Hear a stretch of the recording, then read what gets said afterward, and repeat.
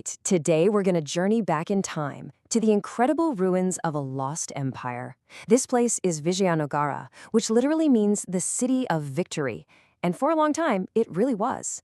It was an absolute powerhouse in southern India that rose, shined incredibly brightly, and then, well, it just sort of vanished. Just look at this. It looks like a chariot, right? But it's actually a temple, carved entirely from stone.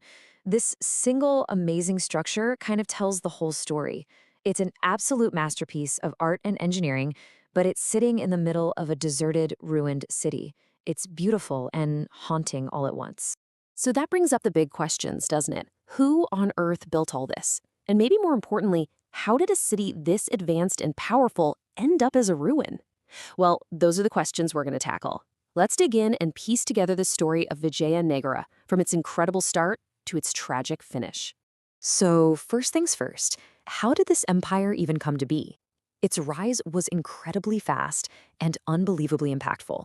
It basically changed the entire map of southern India forever. Well, the story goes that two brothers, Harihara and Buka, kicked the whole thing off way back in 1336. And that name they chose, Vijayanagara, that's a real statement, you know? The city of victory. Talk about ambitious. And for more than 200 years, they absolutely lived up to that name, becoming the dominant force in the region. Now, over its long history, the empire was actually ruled by 4 different dynasties. The founders, the Sangamas, got it started. But the empire's absolute peak, its golden age, that happened under the Tuluva dynasty. And that dynasty gave us its most famous king ever.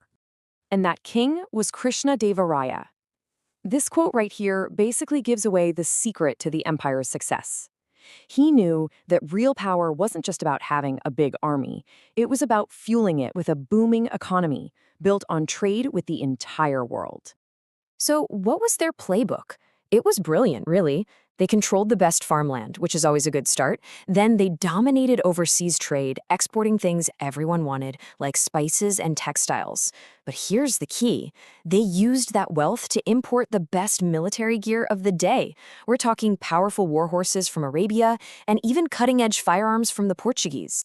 Okay, so now let's step inside the city itself, because the ruins that we can see today, they reveal a city that was unbelievably sophisticated, a true work of strategic genius designed for both grandeur and survival.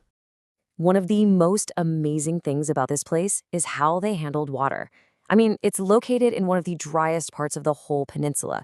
So how did they do it? They became masters of hydraulic engineering, building this incredible network of tanks, canals, and aqueducts, just like this one, to pipe water right into the city's heart. Now, when you have a city that wealthy, you've got to protect it. And boy did they. Foreign visitors, like a Persian ambassador named Abdurazak, were just stunned. Their minds were blown by the fortifications. These were not just simple walls. This was defense on a whole other level. He described a city protected by 7, yeah, you heard that right, 7 concentric lines of fortification. Can you imagine trying to attack that? 7 rings of massive stone walls. What a nightmare for any invading army. And this is where their strategy was just brilliant. See, most cities just put walls around the buildings. Not them. They made their walls so big that they enclosed huge areas of farmland and forests inside the fortifications. The goal was to make the city a self-sufficient fortress. An enemy could surround them for years, and they could just keep growing their own food inside. Genius. All right, let's zoom in on the royal center, the political and ceremonial heart of the entire empire. This was the command center. This was where the power and the wealth of Vijayanagara were put on full display for the world to see. This massive platform is called the Mahanavami Dibba, and you can think of it as a giant stage for the king to show off. During a huge 9-day festival, he'd host these incredible spectacles. Just imagine, processions of elephants covered in gold, wrestling matches, ceremonies, all of it designed to wow his friends and intimidate his enemies. And the architecture here is just fascinating. You'll see these really elegant buildings like the Lotus Mahal, and then right nearby, gateways with arches and domes. That style shows a clear influence from the Islamic sultanates to the north. They weren't afraid to borrow and blend styles, creating this unique fusion that was totally their own. So that's the royalty, but what about the regular folks? Well, Their houses were made of thatch, so they haven't survived. But we have these eyewitness accounts, like this one from a Portuguese traveler, Duarte Barbosa. He gives us a peek into a really well-organized city, with long streets arranged by what people did for a living, a buzzing hub of everyday life. Now, let's shift over to the northern part of the city. This area is known as the Sacred Center. It's the oldest part of the settlement, and it's really the spiritual soul of the empire, a place completely wrapped up in myth and religion. So why did they build their capital right here? It wasn't random. Local traditions actually link these rocky hills to the epic story of the Ramayana. They believed this was the mythical kingdom of the monkeys. So this landscape was already sacred, long before the city even existed. The spiritual anchor for the entire kingdom was the Virupaksha temple. And this part is crucial. The Vijayanagara kings claimed they didn't rule in their own right.